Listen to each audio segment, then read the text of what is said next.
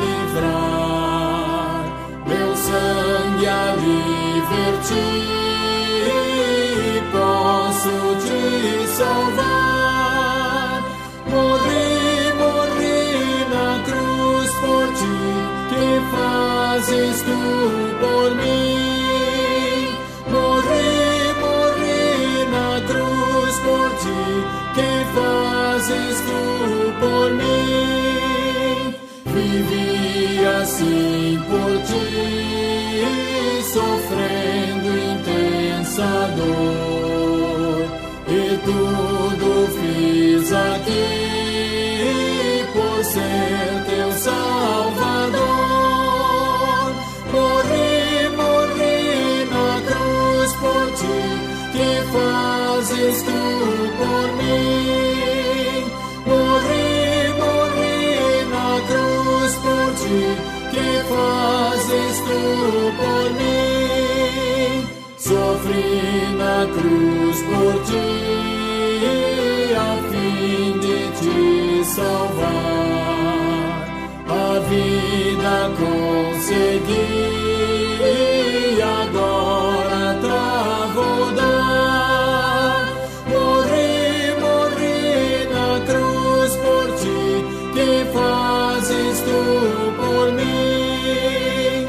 Morri na cruz por ti, que fazes tu por mim?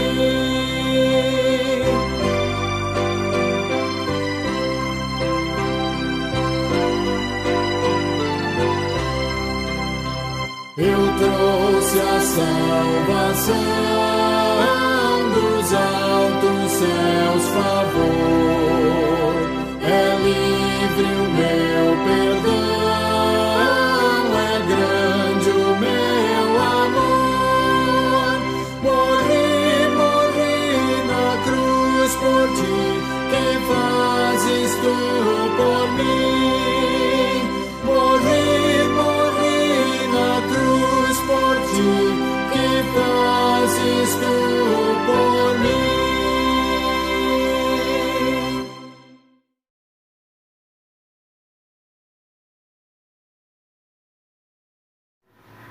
Olá, que a graça e a paz do Senhor Jesus sejam multiplicadas sobre cada um de vocês.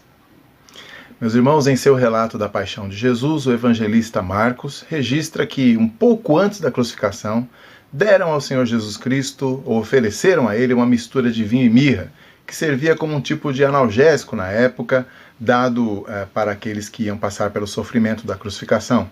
Mas Jesus recusou beber. Também Lucas, por outro lado, nos informa que os soldados ofereceram vinagre a Jesus já durante a crucificação, como parte da sua zombaria. Talvez fazendo brindes a ele, oferecendo brindes a ele, que havia sido crucificado, sob a acusação de ser o rei dos judeus. Já o evangelista João nos retrata um outro momento. O Salvador já estava pendurado no madeiro há cerca de 6 horas.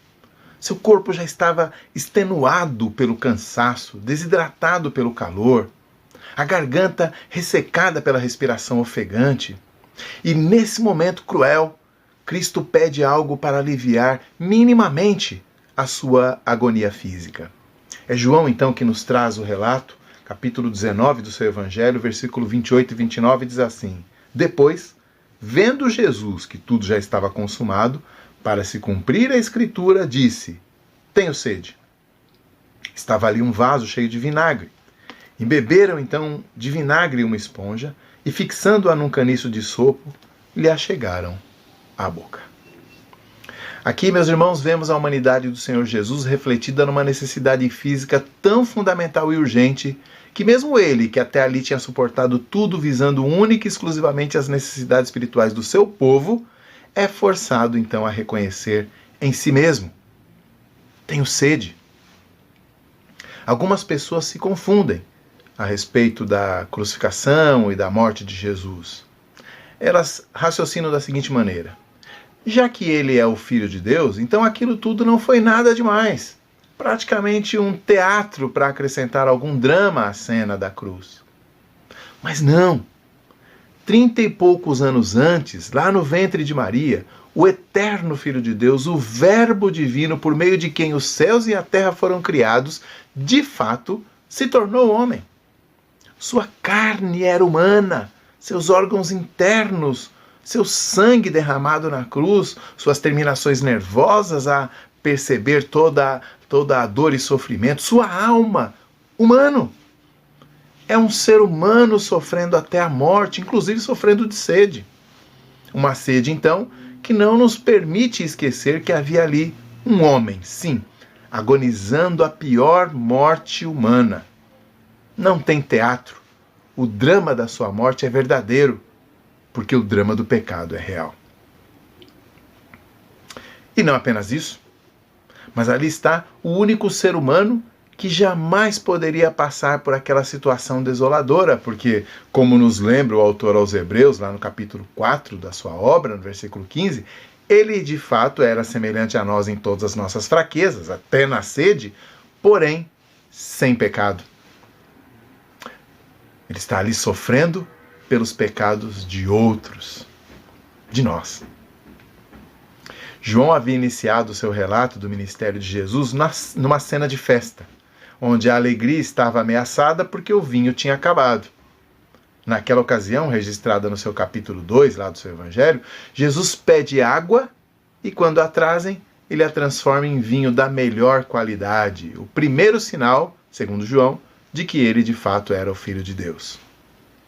Agora João termina o seu relato da vida e ministério de Jesus numa outra cena, uma cena de execução, onde Jesus novamente pede água e ele traz em vinagre. Mas aquele momento terrível não é senão a preparação para que do luto surja a alegria da ressurreição. Essa sim, o derradeiro sinal de que ele de fato era o Filho de Deus. Mas ao dizer que tem sede, Jesus não nos parece um moribundo implorando por um copo d'água. João diz que ele olha, percebe que tudo já tinha sido consumado, ou seja, que a sua missão de salvação havia se cumprido, que a missão que o Pai havia lhe dado estava terminada, e ele então parece muito mais um rei vitorioso em plena campanha contra os seus inimigos, ou melhor, contra os inimigos do seu povo, e que, como aquele rei do Salmo 110, um salmo messiânico, passa por uma torrente, bebe e segue de cabeça erguida. É assim que nós percebemos Jesus. Ele está suportando toda aquela agonia da qual a sede era apenas a evidência mais imediata e mais fácil de solucionar. E ele então vai sofrendo, mas vai caminhando rumo não à derrota, mas rumo à vitória sobre o pecado e a morte. É assim que João percebe que naquele último pedido do Mestre, ocorre então o cumprimento profético de um salmo, o Salmo 69, porque dão para Jesus vinagre a beber. E assim se cumpre literalmente a figura que o salmista usa naquele salmo para falar do tratamento cruel e zombeteiro que estava recebendo dos seus inimigos. Note que o vinagre aqui não é aquele que compramos para temperar salada hoje em dia. Trata-se de um vinho de baixa qualidade, um vinho azedo, às vezes inclusive misturado com água, mas que podia ser mais refrescante do que a água disponível naquela época, que não era nem muito potável e nem muito fresca. Ele era mais barato que o vinho comum e, portanto, era uma bebida corrente entre as classes mais baixas, inclusive entre os soldados. De forma que, então, Jesus recebe aquela esponja, bebe, sorve um pouco daquele vinagre. Ali no versículo 30, isso é relatado. Mas o que nos chama a atenção, meus irmãos, é que se aqueles guardas tivessem a ideia, soubessem quem era o que lhes pedia algo para beber, eles é que lhe confessariam ter sede, eles é que lhe pediriam por água, e ele, Jesus, é que lhes daria água, não aquela água insalubre que se consumia naquela época, mas lhes dariam, como ele disse para a mulher samaritana, água da vida. Aliás, o que é que podemos dizer daquele que ouviu Jesus reclamando sede e decidiu atender? Afinal de contas, trata-se ali de um condenado à morte pelas autoridades romanas. numa execução, inclusive guardada por soldados armados. Quem é que teria ousado demonstrar humanidade naquela cena desumana? Talvez um dos próprios soldados. Afinal, o tal vinagre era comum entre eles.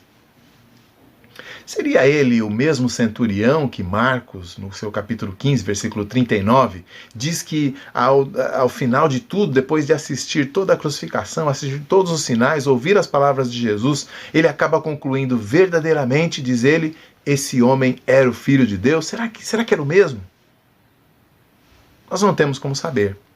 Mas se sim, o seu gesto denotaria mais do que humanidade no sentido simples de compaixão. Denotaria um gesto de humanidade no sentido espiritual, daquela devida contrição e serviço perante o Filho de Deus, que todo homem deve ter. João não nos conta, é claro, nem a identidade, nem a motivação da mão que estende a esponja para descedentar um pouco o Salvador crucificado, o servo sofredor. Contudo, certamente, nossa própria reação ao sofrimento do Filho de Deus deve ser, sim, o desejo de ouvi-lo, o desejo de atendê-lo, o desejo de servi-lo. Obviamente não oferecendo-lhe uma esponja, seja com água ou com vinho ou com vinagre, mas oferecendo-lhe as nossas vidas, oferecendo-lhe o nosso coração, colocando as nossas vidas ao seu serviço e ao serviço do seu reino eterno.